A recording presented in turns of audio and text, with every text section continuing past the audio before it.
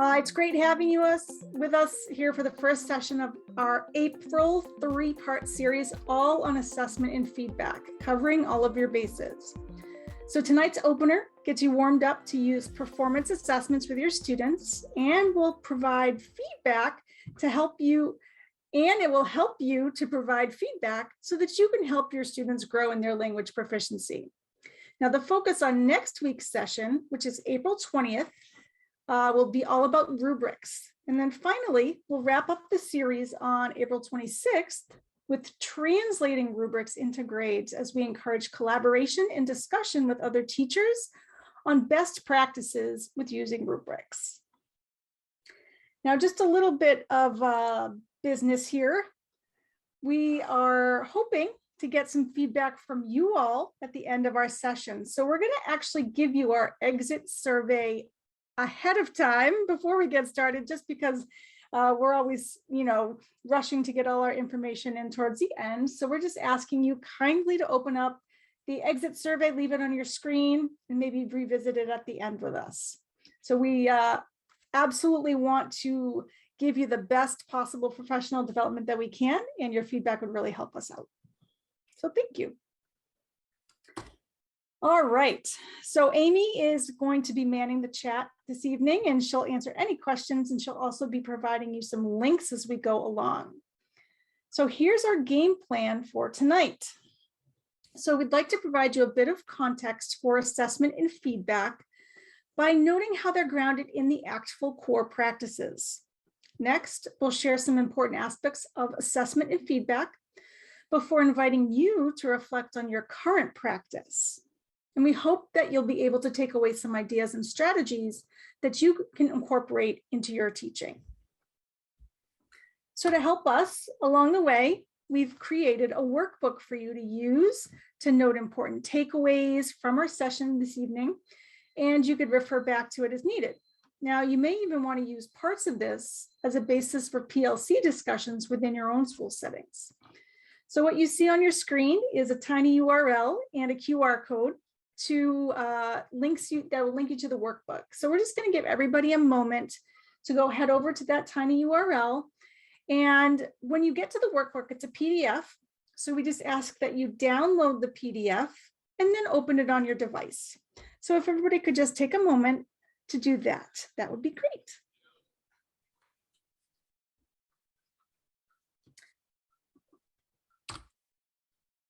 Now, again, we have created this workbook for you to work through all the parts of our presentation this evening.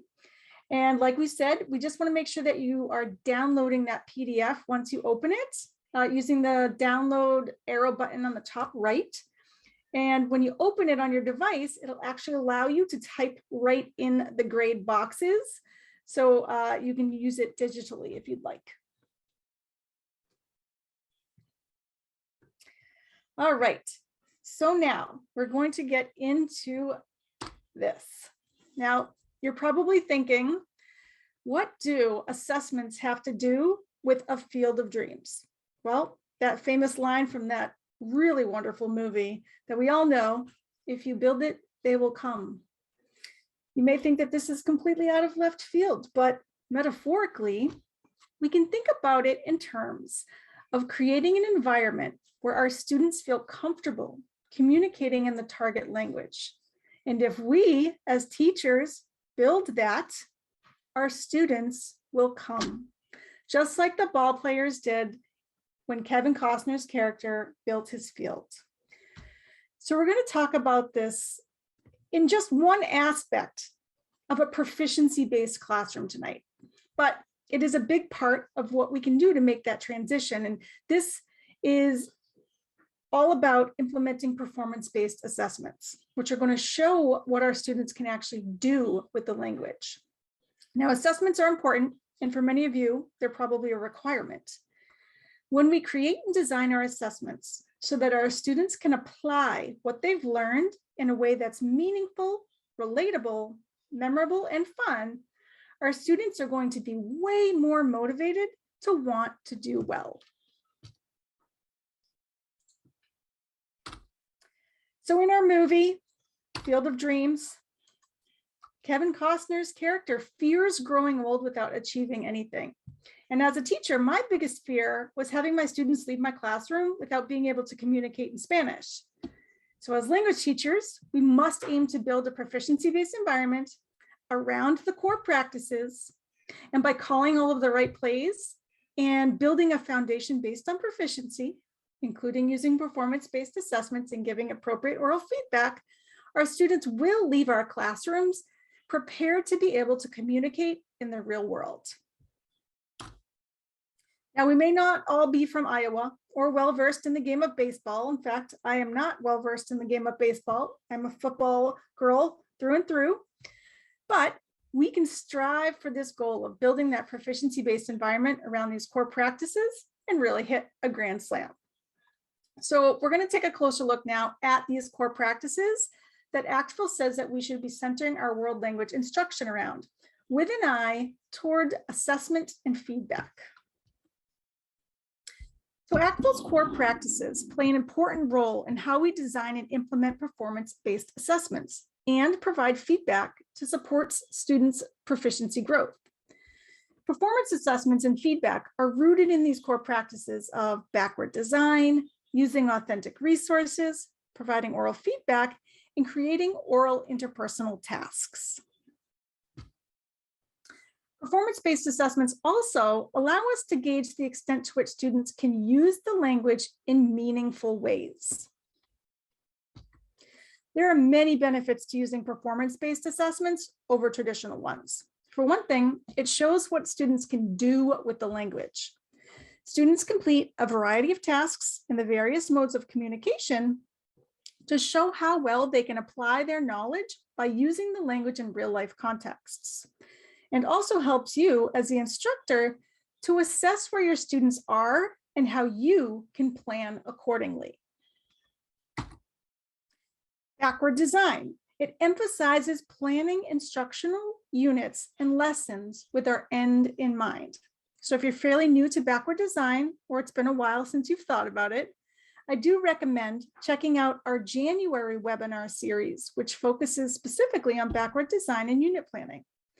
What I'd like to stress here is that backward design helps us to ensure what is taught and how it is taught is directly tied to the assessments, ultimately helping students reach their learning goals. Okay, now Carolyn is going to talk a little bit more about how performance-based assessments correlate with backward design, a best practice in a proficiency-based classroom. All right, so in picking up from stage 2 of the backward design process where we create our own assessments, now I'd like us to take a look at the differences between performance assessments and traditional ones. So keep in mind that performance assessments are designed to be used with scoring rubrics where the teacher determines the student's performance has either met the expectations or exceeded them, or maybe does not meet them for that task. Performance assessments, however, are not fill in the blank or matching short answer, multiple choice, or essay type tests. And the chart that you see here reflects some additional differences between traditional testing and performance assessments. So just to take a quick glance at these, notice that the attributes on the left, I think, really help reinforce for us as teachers the value and the need to use performance-based assessments. So right from the beginning, the format itself, instead of just choosing a response, the students are actually using the language. And then when we think about authenticity, the traditional tests, the fill in the blank, those that I just mentioned a bit ago, are more contrived, whereas performance-based assessments, they mirror real life. It's likely what students would need to do if they were getting by in the target country or culture. Cognitively speaking, look at the difference between traditional and performance assessment. So at traditional, we're kind of stuck on those lower rungs of knowledge and comprehension, whereas with performance-based, we rise to the application and analysis and the synthesis level. right? So these tasks are much more cognitively rigorous and engaging for our kids. And then in terms of development of a solution, well, the teacher essentially generates the objective type traditional test, whereas the student is the one who is generating all of the response for the performance assessment. And then a couple things to keep in mind too, it's much easier to grade a traditional assessment, right? You're just looking to see what the students got right and what they got wrong. And then whereas performance assessments, it's more involved because there are so many interrelated parts. So it takes time and I think professional growth to really become comfortable and really adept at assessing students' work through performance-based assessments. And then when we think about the mastery at the end of the day, what have the kids do? What have the kids achieved? Well, I think that evidence of mastery is a lot more indirect in traditional practices, whereas it's more direct in performance-based because we can see, according to the descriptions in the rubrics, what students can actually do with the language and what they know. Okay, so what we'd like you to do is to kind of take this in for a minute, think about it, and then we'd love to kind of get your perspective in the chat. So if you could think about this both in terms of from the perspective of the student and the teacher, please share in the chat what stands out to you most.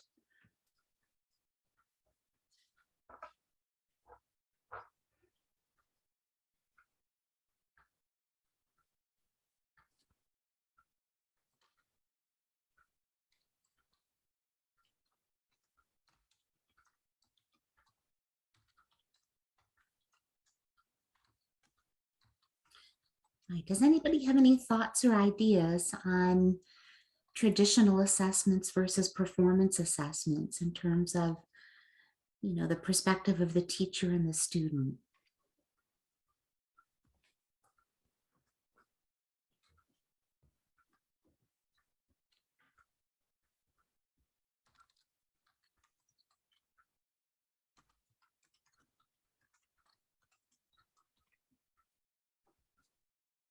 Okay, so Bloom's taxonomy stands out, right? That synthesis is at the cognitive level, right? In terms of really, extending students' understanding and application of what they're learning. Okay, so think about how much more interesting and engaging it is for students to do performance-based assessments. All right, any other thoughts? Okay, I can say, myself as a product of, learning languages from a traditional method many, many years ago, I experienced, a lot of the kind of frustration by just always seeing what I got wrong instead of having an opportunity to consider what I actually can do with the language. Okay, and then we have a comment here that I love the idea of performance-based assessments. I'm trying to move towards it, but I'm afraid the grading is going to become too much for the TAs. Okay, and we'll talk about some ideas to help you out, and then the next upcoming sessions, especially that third one at the end of April, will really give you some good tips and strategies about grading. And the same thing, Millie, about your comment with the scoring. Yeah, so we'll be able to dig into that more deeply in those, especially the last session. Okay, well, we're going to move on now and talk a little bit about assessment types. So, as I'm sure you probably know, the two main performance assessment types are going to be formative and summative. So, when we think about formative assessments, the main purpose for them is really to provide feedback and to inform teaching and learning. And it helps guide our instruction by checking for understanding during the learning process. And it shows the teacher and the student how to close the gap between where the student currently is functioning in the language and then where he or she needs to be to meet those goals. And then another important aspect is that it does provide timely, detailed feedback to the teacher and to the student. Okay, by way of contrast, the summative assessments are those that look at, how the learning occurred sort of at the end of a learning cycle. And they allow the students to apply what they know and can do after an extended period of time with the unit. So in turn, this helps the teacher determine whether the student has performed at that targeted level by comparing performance or proficiency against that learning standard. So what I'd like to do here is just to share with you an example of one of our formative assessments. This is for this is through our Spanish series. Okay, and this is Entre Culturas, level 3, unit 3. And just so you know, it's geared toward the intermediate low to intermediate mid levels. So kind of as we go through this and I kind of show you the component parts, I want you to be thinking about the student's experience actually performing these tasks and what it takes to do that on their part. So students complete this formative assessment close to the end of the unit before they would do the unit assessment. And it allows the teacher to determine how far along students are at meeting the unit goals. And it also helps ensure that they'll be successful on their upcoming summative unit assessment.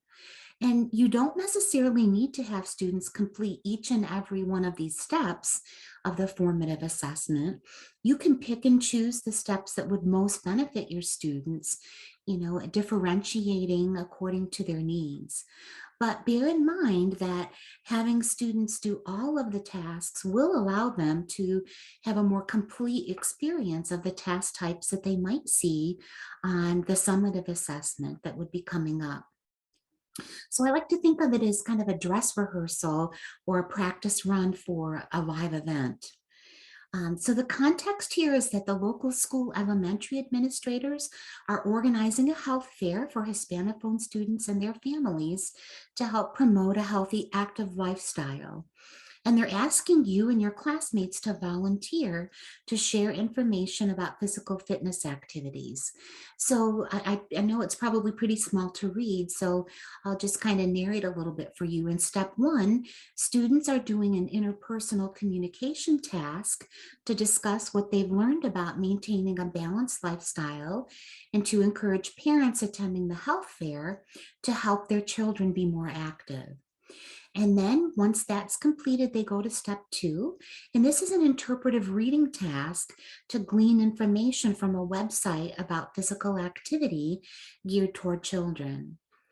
And then in step 3, students do an interpretive task with an infographic, and then they know other ideas that they can use at the fair. And they compare their ideas with a classmate's ideas. And in step 4, students do a presentational speaking task as they prepare an oral presentation to give at the health fair. And then finally, in step 5, students do a presentational writing task by first reading a card that they receive from a young participant attending the health fair, and then responding to his note, sharing other insights about leading a healthy, balanced lifestyle. Okay. So that's an overview of our formative assessment. And so what I wanted to underscore to you here is that, I think it's really important for us to keep in mind that with formative assessments, it's really that their value lies in how they inform us about the learning and growth that's taking place. I know as teachers, we're conditioned to want to assign grades to tasks that students have completed.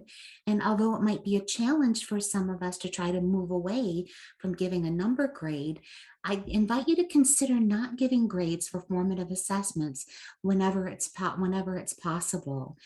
Try to resist the temptation, even though I know sometimes you are required to give a certain number of grades per week according to your school policy. But just whenever possible, really let the magic happen in the feedback that you give students to help grow their proficiency. All right, so before we take a look at a summative assessment from our series and our French series, I just wanted to review with you the cycle of an integrated performance assessment. So you can see here that the first step is going to be for students to get information from and then demonstrate their understanding of an interpretive sample of communication. Okay, and then next, what they'll do is use that information to work through an interpersonal task with a partner. And then finally, students synthesize the information in the previous two tasks to complete a presentational product, either spoken or written. Okay, so that's the formula that we use for our summative assessments. And in our French series, we call the summative unit assessments J'y arrive. So as in a summative integrated performance assessment, such as the one that we see here in our Wayside Intercultural series, the first step is going to be for students to I was referring to the previous slide when I was saying that, but know that for this one that we're looking at, for the J'y arrive, we're looking at level 2, unit 2, which is geared for the novice high to intermediate low proficiency levels. So whereas the formative assessment that we looked at previously, where it wasn't essential to do every single task, here are unit summative assessments. Since they're integrated performance assessments, they're always going to include 3 interrelated tasks that build one on the other. So let's take a look at the context here in this one for unit 2. On level 2. So the context here is that students will be hosting a Belgian teen, Maxime, and his family, and they're preparing a meal for their guests. And so let's take a look at the 3 performance tasks that the students must complete in this scenario. So first, they're going to do an interpretive reading activity where they read 2 blog recipes. And then next, they're going to use that information to do an interpersonal speaking assessment where they brainstorm and discuss with their classmates memories about sharing meals on special occasions from when they were younger. And then finally, students complete the presentational speaking task where they create a video invitation for Maxime and his family, asking them to a special meal that they're preparing in their honor. Okay, and then before we wrap up this section, I want to revisit our chart with performance-based assessments versus traditional. So I invite you to think about the summative assessment we just looked at, inviting Maxime and his family to a meal. And put yourself in the shoes of your students. Wouldn't you be much more motivated to complete this performance assessment where you're actually using French in meaningful real life ways and communicating with others versus the discrete point exam that would only let you know what you can't do with the language, what you get wrong? So think about how much more motivating students would be motivated students would be to learn the language when they can actually use it to express their ideas and opinions and perspectives, and they can actually see their growth in the process.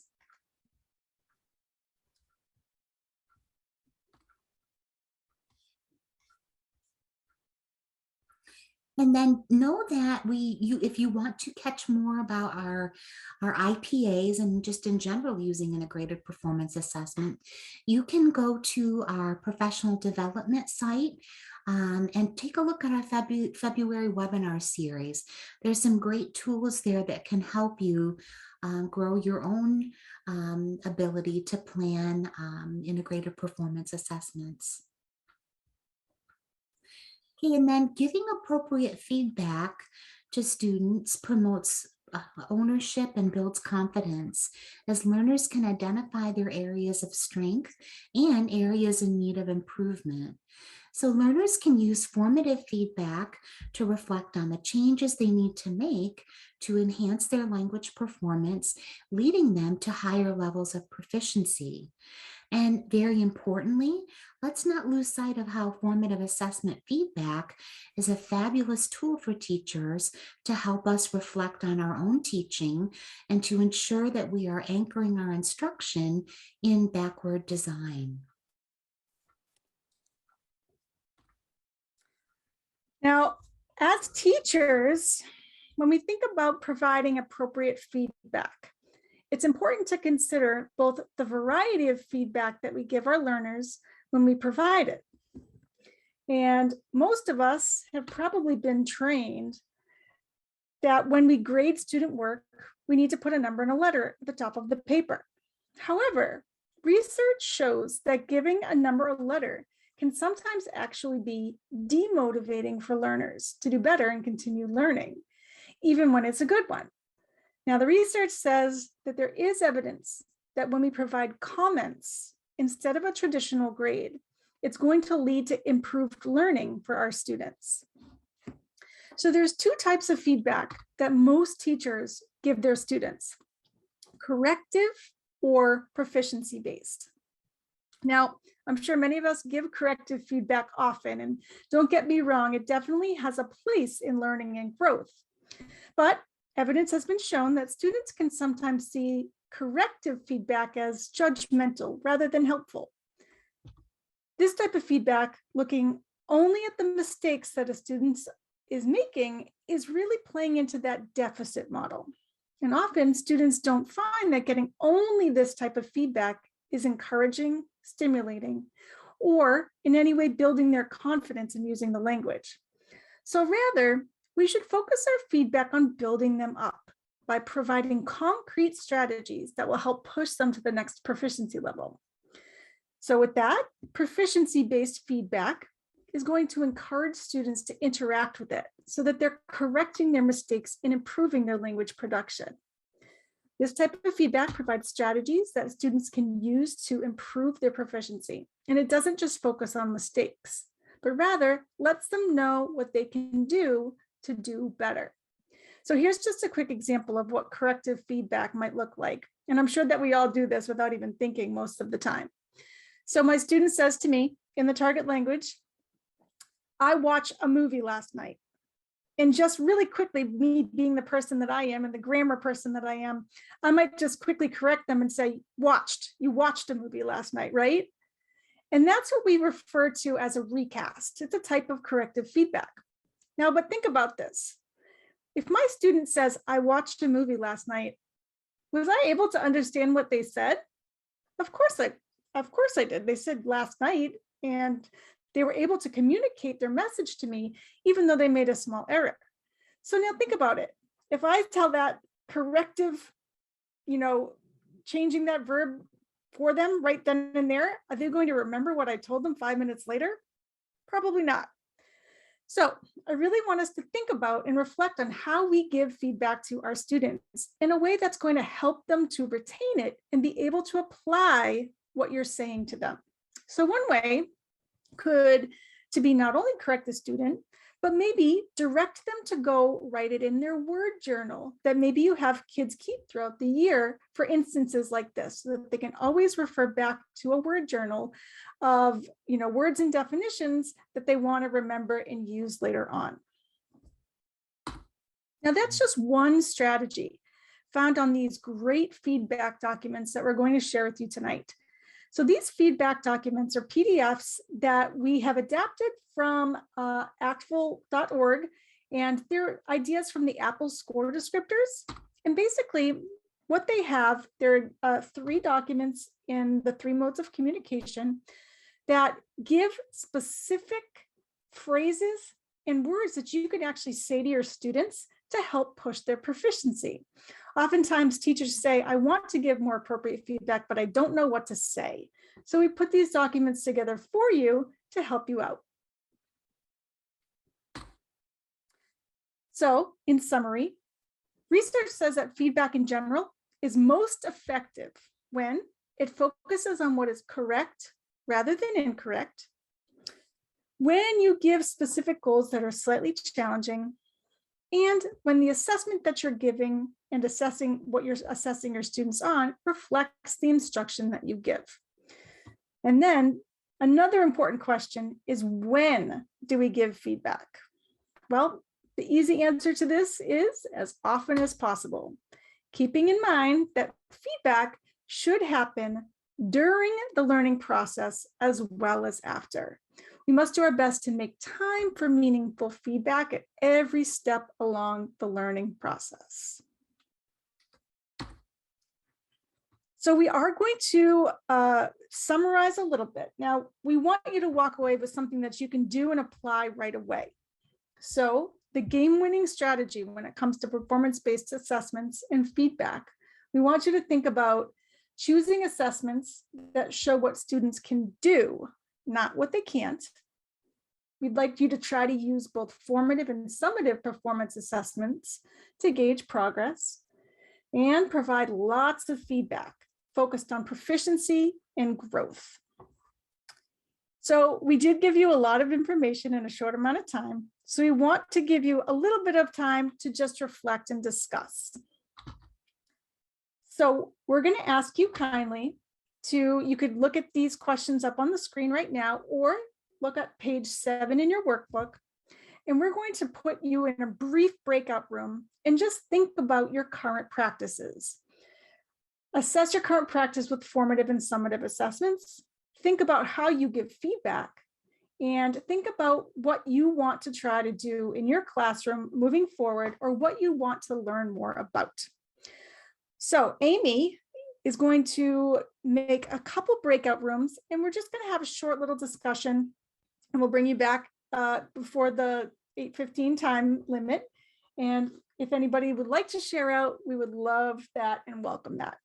All right, so we're just going to put you in quick breakout rooms.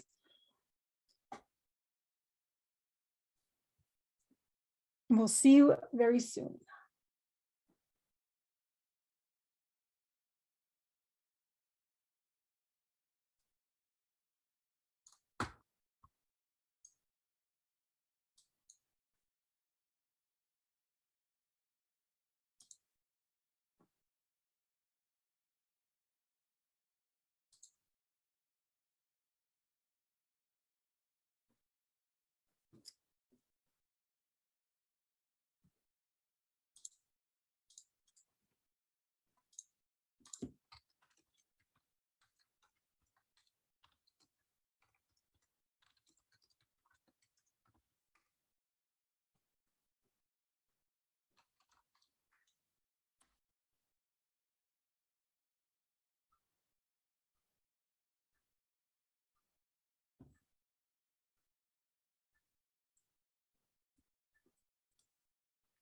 All right, welcome back, everybody.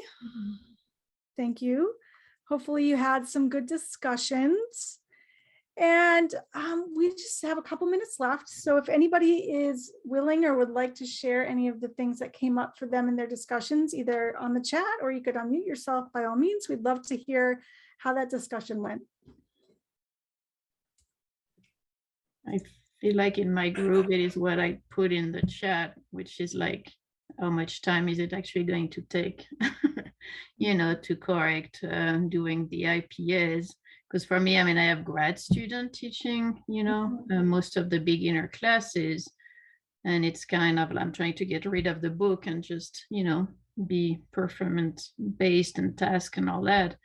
But I'm like, is it very, like, really realistic, you know, to expect the grad student to have a lot of other things to do to correct all that? So I wanted to see a little bit people who had more experience with IPS to tell me how long it takes.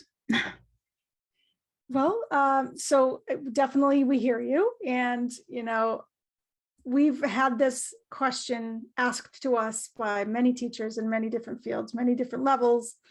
And, you know, there's not a simple answer to it, but we can give you some suggestions. And just, you know, real quickly, one of our colleagues who actually taught with interculturas, she often would say that for each IPA that she gave, she actually put one grade in the grade book, one of the 3 tasks. And maybe, you know, for unit 1, she graded the presentational task. Maybe for unit 2, she focused on the interpretive task, and so on. So you can make it work for you and your time schedule. And, there's no rules against what you have to do. As long as you're providing that feedback for the students and making it seem like it's a meaningful task for them to complete, then you can kind of work it the way that you feel works best for you. Mhm.